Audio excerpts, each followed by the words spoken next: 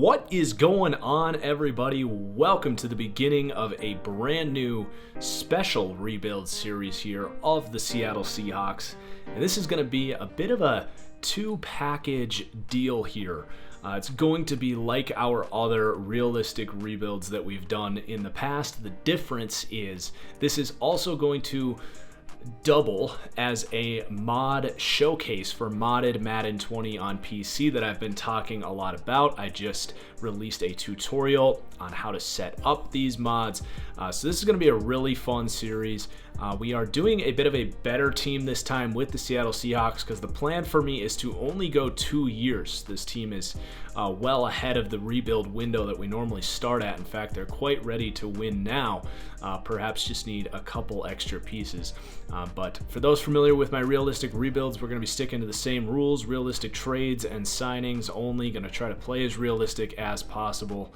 And yeah, that's really it. As far as like my playage or whatever, we are going to play the first game of each season to really showcase the revival gameplay mod, and then I will do 3 games scattered throughout the season, kind of picking and choosing of my traditional play the moments mini games, and then my playoff rules will be the same as my previous rebuilds as well, where we go from 5 play the moments in the first round to a maximum of 2 full drives, to 4 play the moments in the divisional round with a maximum of 1 full drive, then 3 play the moments in the conference championship, and then if I were to make the Super Bowl, it will be full play the moments for that game. So that's going to be our rules of the rebuild, if you will.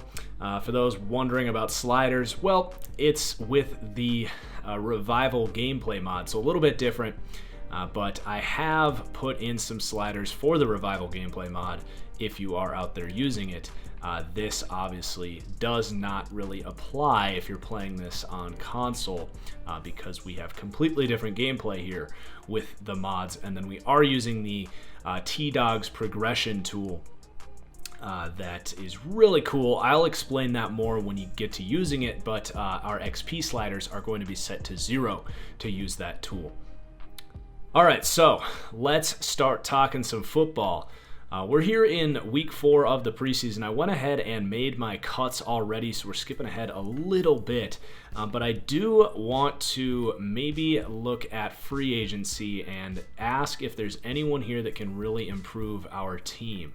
I would say backup quarterback is a need. We have a a rookie in there right now in Anthony Gordon out of Washington State. I think we'll stick with him for now, but not ideal, I would say. Running back, we're certainly good. Wide receiver, we're pretty good as well. Tight end, we're good. Offensive line, I'm not going to say we're good, but this team's kind of set up the guys they want to play on the offensive line, so we're going to stick with them. I think the big question for me is going to be defensive end, and Everson Griffen and Jadeveon Clowney are available.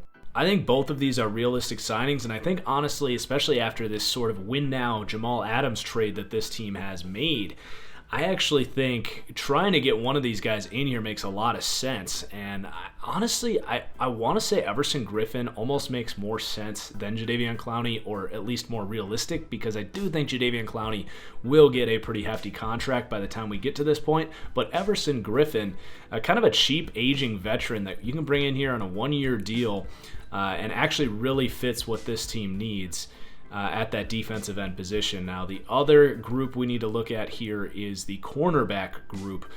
We are going to play this as though Quinton Dunbar is going to face an 8-game suspension. He is involved in a big off-the-field dilemma right now. I'm not going to pretend like I know what's going on there, but I am going to account for what's going on off the field. And because of that, I am going to sign Tremaine Johnson, who is an excellent fit for this press cover 3 scheme. And I think he's going to be able to step up in that veteran role, at least until Quinton Dunbar comes back. Besides that, we should be good to go. We do need to make 2 more cuts after that, however. So I'm going to release Jacob Hollister. He has some promise at tight end, but the tight end room is really crowded right now. And then I'm going to release Chad Wheeler at right tackle. All right, so that is the team. We're going to go ahead and advance to week 1 here. Set our season goal here, make it to the Super Bowl. Now, like I said, this first week is we're going to play the entire game to really showcase the revival mod. So this first episode is going to be shorter, but we're going to do everything we need to get up to that point where we hop in and play that game. So the goal's set. I do want to just do one nice kind of clean review of the roster here before we kind of end the episode and go to that full first game against the Falcons and their clean new jerseys. I just want to go through the roster, kind of preview our players, what our strategy is going to be here, who's starting, all that good stuff. Also, you'll notice the X factors and abilities are different than what we see. That is because on PC, I can actually edit this stuff. So Russell Wilson's going to look a little different. There's the abilities right there, you can see. But yeah, obviously Russ is there. We don't have to worry about that. The running back room is going to be interesting. All these guys are good, but at the end of their sort of contract situation. The receiver room is very good, I would say. A third option would be nice to emerge. I didn't mind Freddie Swain coming out of Florida, so maybe he can step up, get some slot reps. He played a lot of that at Florida, so definitely a guy to keep an eye on there. The tight end room's just interesting. I kind of like all three of these guys. You obviously have the veteran and Greg Olsen, Will Dissly, good blocking type who's been a productive receiver to this point, but is not a phenomenal athlete. You got Colby Parkinson, a very unique mismatch problem. He just might play some slot receiver for us as well. He played a lot of actual wide receiver at Stanford, more so than tight end. But really good hands and a good blocker on the outside. So an interesting piece. And then Steven Sullivan's converted receiver out of LSU as well with some athleticism. So it's an interesting tight end room.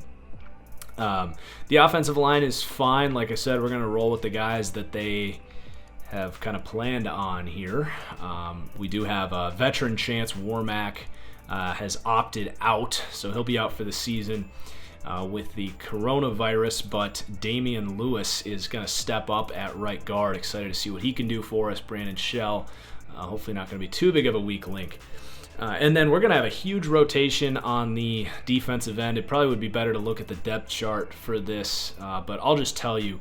Basically, Rasheem Green, Benson Maiola, and LJ Collier are kind of the early down guys I'm looking at.